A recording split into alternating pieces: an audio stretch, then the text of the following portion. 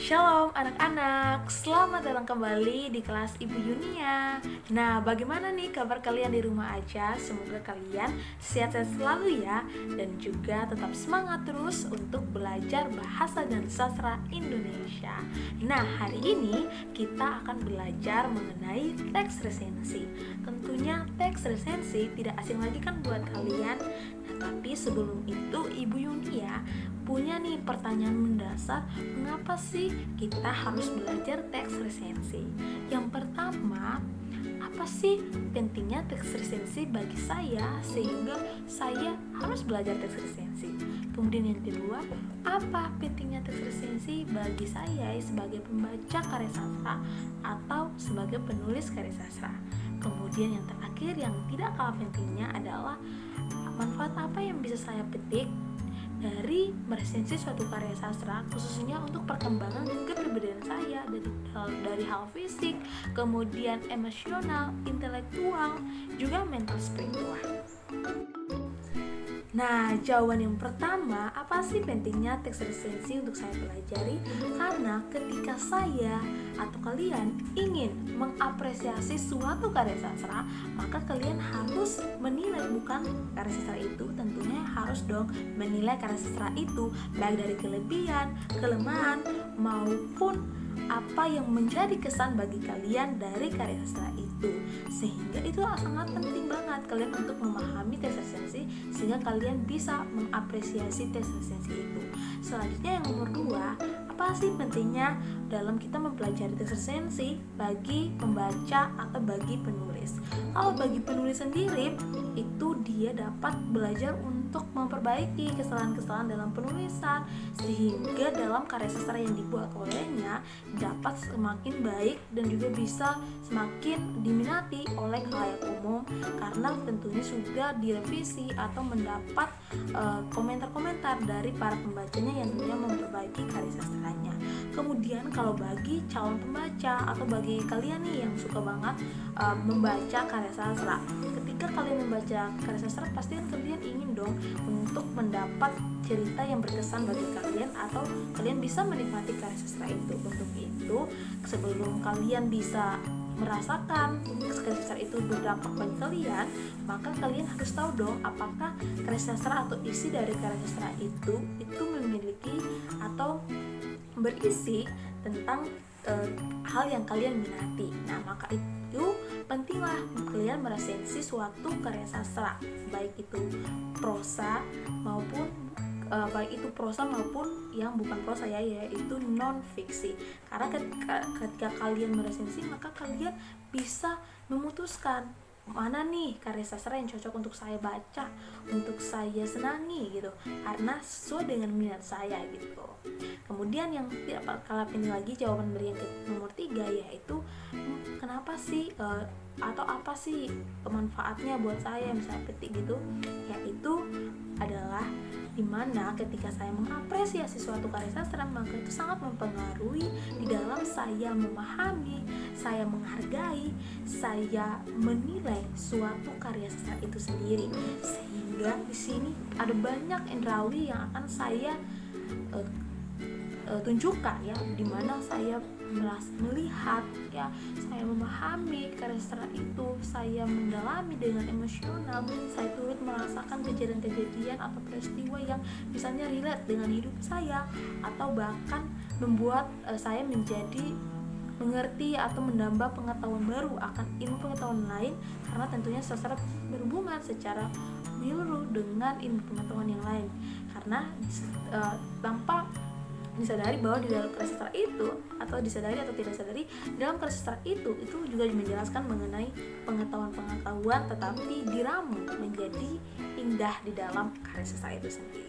Sehingga tentunya sangat mempengaruhi dari hal intelektual, fisik, dan yang paling penting juga spiritual, karena di dalam karya sastra itu pasti mengandung banyak hal yang berbau spiritual, terutama kalau kita mau membaca tentang karya sastra tentang hal-hal yang supernatural.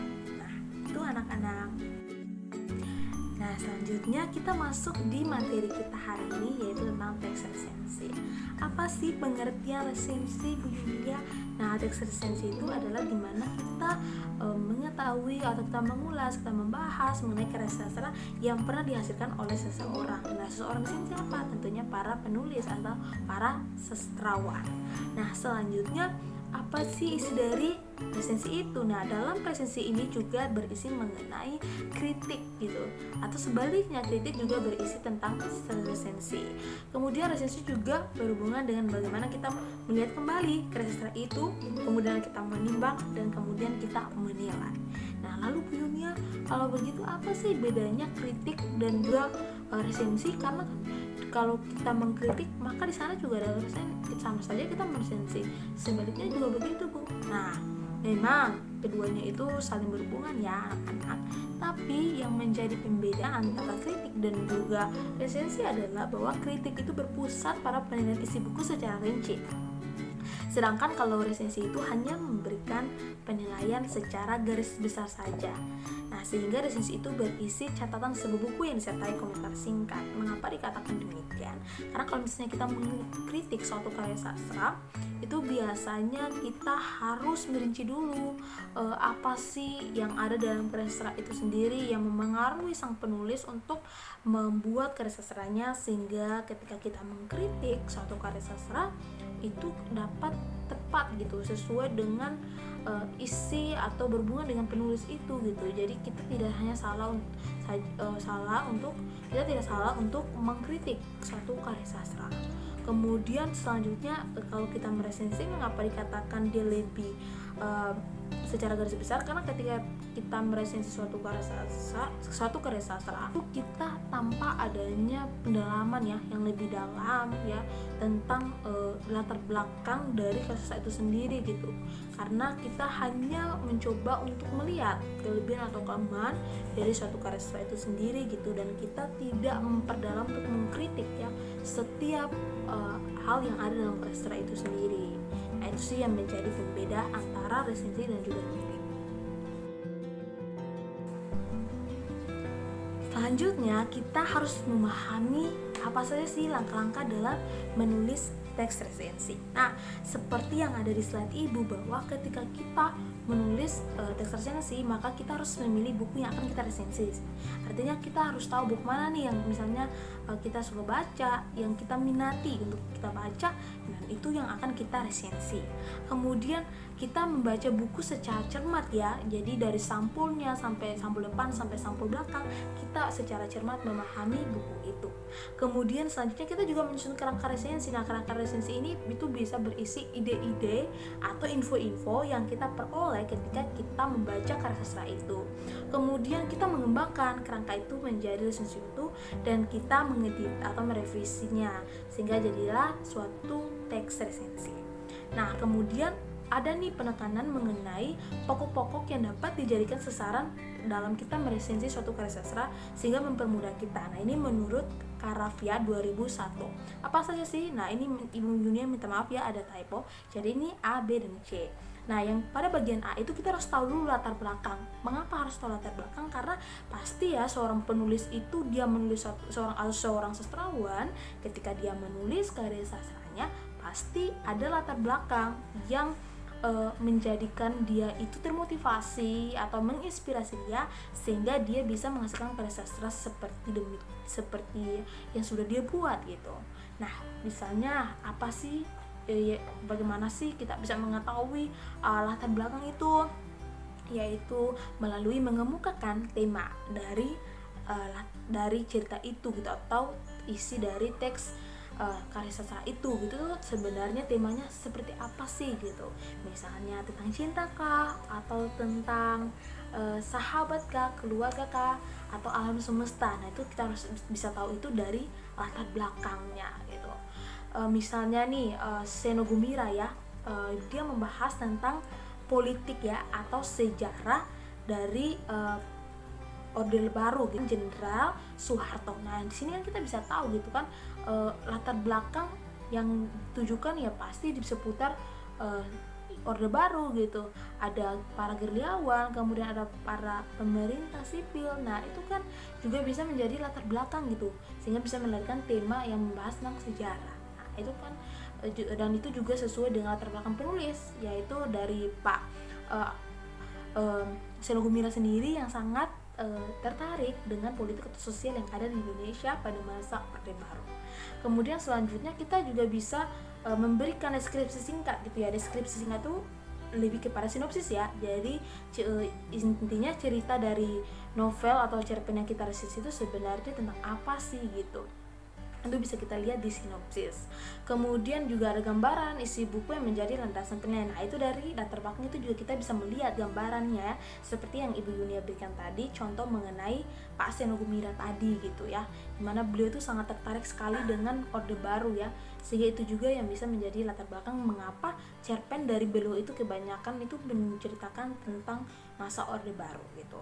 Selanjutnya yang kedua, kita juga harus tahu sebenarnya cerpen kita ini genrenya apa sih gitu yang akan kita resensi.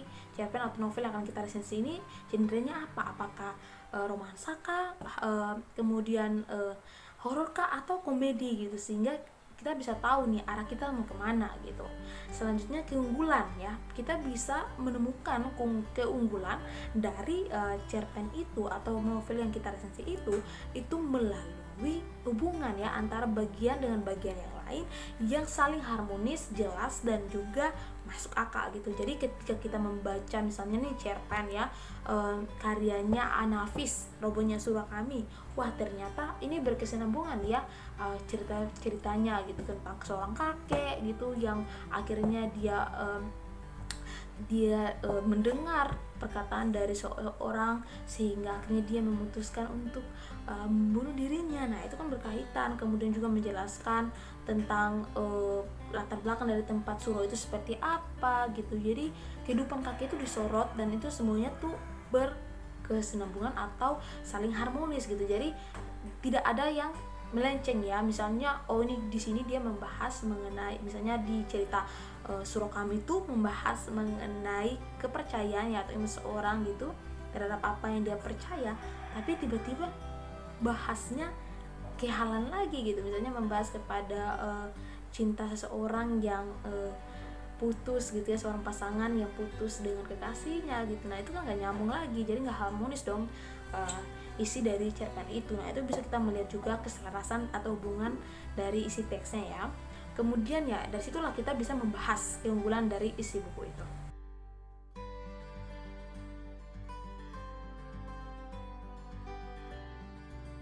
Selanjutnya kita membahas mengenai struktur teks resensi. Nah, jadi anak-anak, untuk struktur dari teks resensi sendiri itu ada beberapa bagian ya. Yang pertama, kalian harus tahu dulu tentang bagaimana kalau kita mau meresensi satu karya itu, kita harus membuat judul resensi. Nah, misalnya nih, kalian ingin membuat, misalnya kalian membaca suatu karya sastra itu tentang seorang pria yang ternyata dia itu mencintai seorang wanita, tapi mereka berdua ini memiliki kepercayaan yang berbeda ya. Jadi pemuda ini tuh ada dalam hal yang dilema gitu. Bagaimana cinta yang dia pilih, tetapi dia juga di sini memprioritaskan Tuhannya. Sehingga kalian bisa saja ya membuat judul resensi kalian itu antara cinta dan juga antara cinta Tuhan dan cinta dia gitu ya. Dia itu ya wanita itu gitu. Jadi itu juga bisa menggambarkan isi dari cerita kalian gitu, atau teks cerpen yang sedang kalian analisis gitu ya. Sebenarnya intinya membahas apa.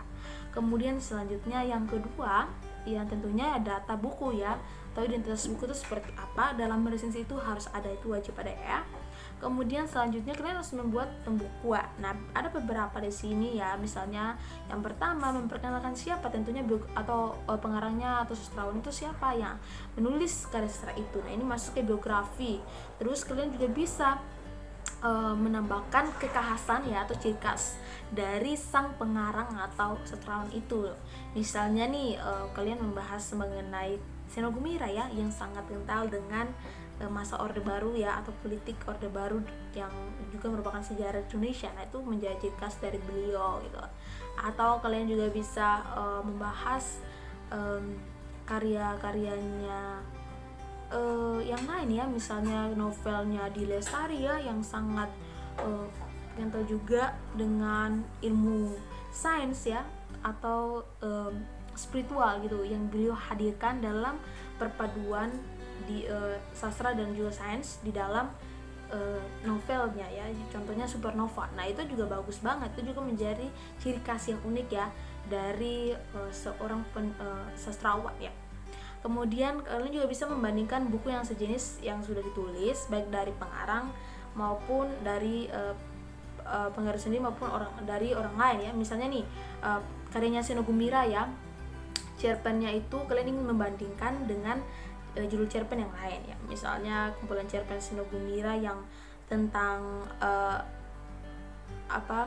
tentang Clara Ottawa. Nah, kalian ingin membandingkan juga dengan karya yang lain, misalnya karyanya yang lain, misalnya Sukap ya, kalau nggak salah ya, cerita tentang Sukap. Nah, itu juga kalian bisa temukan di situ karyanya Seno Gumira yang memang dia membahas tentang masa atau sejarah Orde Baru gitu. Jadi dari situ juga kalian bisa menambah pengetahuan kalian bahwa sang sastrawan ini tuh memang sangat kental ya dengan sejarah Orde Baru gitu, terutama dalam membahas politik Indonesia pada saat itu gitu. Itu juga menjadi ciri khas ya atau keunikan dari sastrawan itu juga yang bisa kalian pahami gitu, sehingga kalian bisa juga meresensi dengan setepat ya gitu. Kemudian keunikan buku ya, misalnya buku itu secara garis besar itu bisa membuat kita mempunyai perspektif yang berbeda gitu. Itu juga bisa menunjukkan keunikan dari buku itu gitu.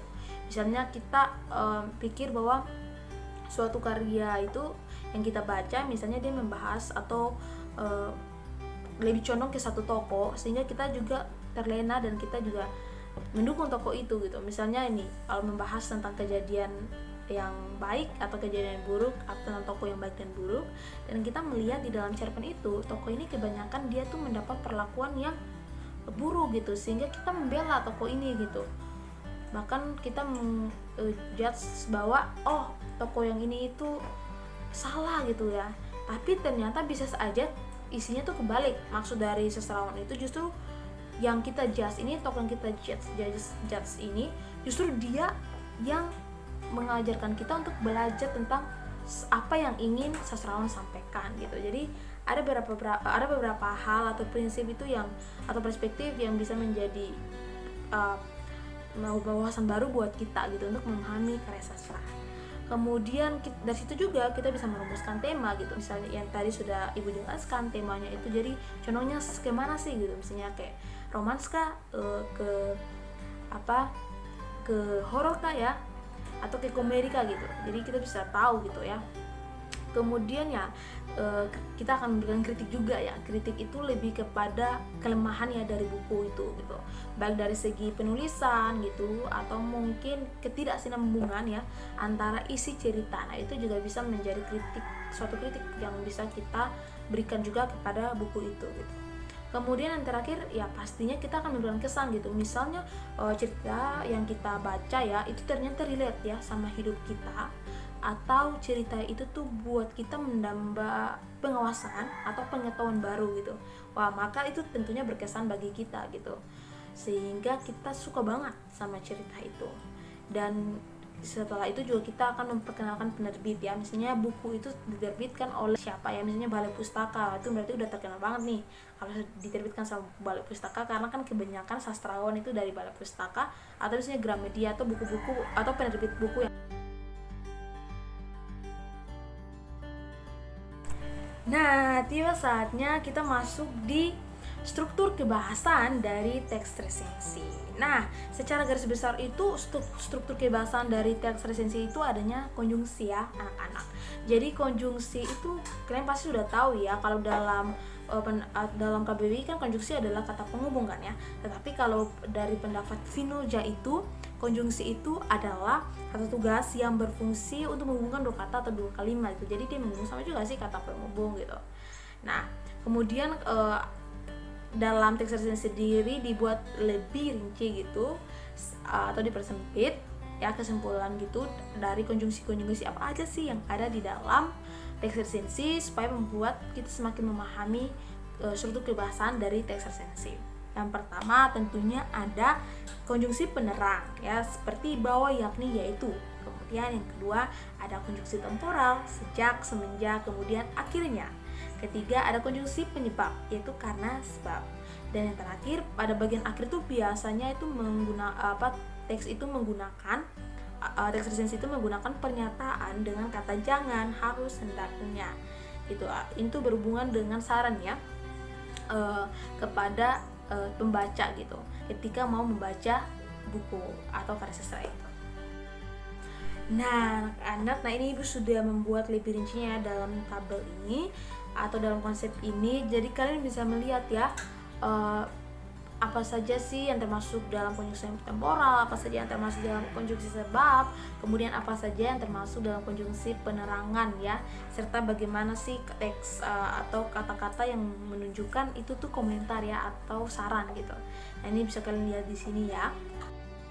Nah, anak-anak, selanjutnya kita akan membahas mengenai dua konjungsi yang kalian harus tahu, ini penting banget buat kalian, yaitu konjungsi koordinatif dan juga konjungsi subordinatif. Apa sih bedanya konjungsi koordinatif dan juga konjungsi subordinatif? Nah, anak-anak, kalau konjungsi koordinatif itu adalah konjungsi yang menghubungkan dua unsur kalimat atau lebih yang kedudukannya itu atau derajatnya itu sama. Contohnya nih, kedua anak itu yaitu Dari dan Hasan sering dimarahi ayahnya. Dari dan Hasan di sini itu kedudukannya adalah subjek. Mereka setara gitu. Jadi apa yang terjadi kepada Dari dan Hasan? Mereka dimarahi ayahnya gitu. Jadi di sini mereka setara dalam hal struktur bahasanya ya. Kemudian selanjutnya tugas mereka yakni mencuci dan memasaknya juga setara, dimana masuk ke dalam kata kerja ya, mencuci dan memasak. Kemudian selanjutnya yang kami perlukan ialah kertas, lem, perekat. Nah, itu juga menunjukkan setara gitu. Jadi yang setara di sini apa? Kertas, lem, perekat. Itu termasuk apa? Kata benda kan. Kemudian para relawan adalah orang yang mau menolong tanpa mengharap imbalan apa-apa. Jadi yang diterangkan di sini siapa? Yang diterangkan di sini itu adalah para relawan. Nah, sehingga inilah yang menghubungkan atau menyamakan konjungsi dengan apa yang ingin diterangkan. Nah, itulah konjungsi koordinatif itu. Artinya ada kesetaraan baik dari struktur bahasanya, baik dari fungsinya sebagai penerang. Nah, dikatakan bahwa ini dia digolongkan berdasarkan sifat. Itu juga yang menjadi kata kunci ya dari konjungsi koordinatif itu, kata sifat itu gitu. Selanjutnya ada konjungsi subordinatif. Nah, yang membedakan konjungsi koordinatif dan subordinatif, kalau tadi koordinatif itu setara, sedangkan di sini konjungsi subordinatif itu dia tidak setara ya. Artinya ada derajat yang lebih tinggi dari derajat yang lebih rendah. Nah, derajat yang lebih tinggi itu dikatakan sebagai induk kalimat, dan derajat yang lebih rendah itu dikatakan sebagai anak kalimat. Nah, bagaimana sih kita bisa mengetahui mana sih yang termasuk anak kalimat dan mana yang termasuk induk kalimat ya Bu Yunia? Nah, jadi anak-anak, kalian harus ingat ya, ini sebagai enduring understanding buat kalian. Kalau kalimat itu termasuk ke dalam induk kalimat, maka dia itu tidak diawali oleh konjungsi temporal atau waktu. Ingat ya, kalau tidak diawali oleh konjungsi temporal atau konjungsi waktu, itu dikatakan sebagai induk kalimat. Sedangkan kalau diawali oleh konjungsi temporal atau waktu, itu dikatakan sebagai anak kalimat ya.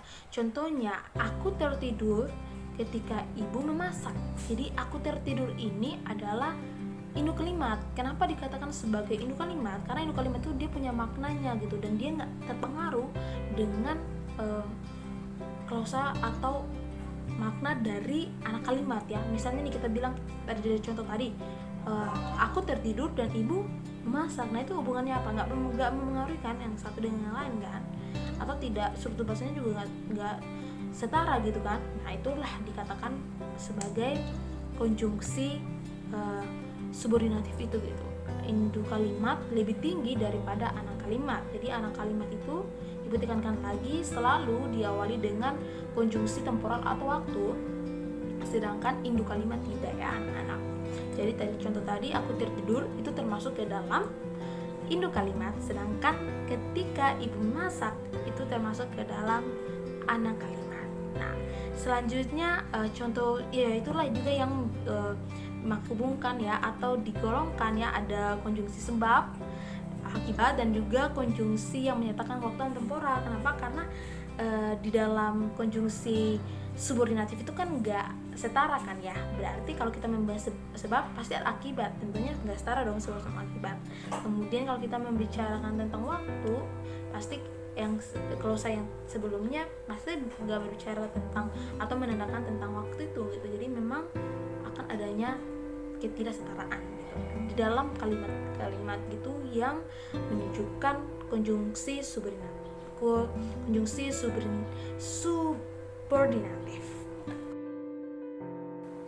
Nah, contoh dari konjungsi subordinatif apa sih bunyinya? Nah, kita bisa lihat ya anak-anak di slide ini, di mana contohnya itu sejak matahari terbit sampai sekarang pekerjaanmu belum selesai juga. Ya iya kan? Dari kata sejak saja kita bisa tahu bahwa subordinatif itu, ingat ya anak-anak, selalu memakai konjungsi temporal atau waktu dan juga konjungsi sebab dan akibat. Sedangkan kalau di dalam konjungsi koordinatif, dia menyatakan konjungsi yang punya sifat ya, atau penekanannya di sifat sehingga dia setara atau sama gitu. Nah selanjutnya nenek datang ketika gitu, terus ada tak kala, selama, sewaktu. Nah anak-anak ini saja sudah menunjukkan tentang konjungsi temporal ya semuanya gitu. Dan kalian juga bisa menemukan mana sih yang termasuk anak kalimat dan induk kalimat. Silakan kalian pahami ya mana sih yang termasuk induk kalimat dan anak kalimat dari contoh-contoh yang ibu sudah berikan. Karena tadi ibu sudah jelaskan kan kalau di dalam anak kalimat itu dia selalu diawali dengan konjungsi temporal, sedangkan kalau induk kalimat tentu saja tidak ya. Semangat.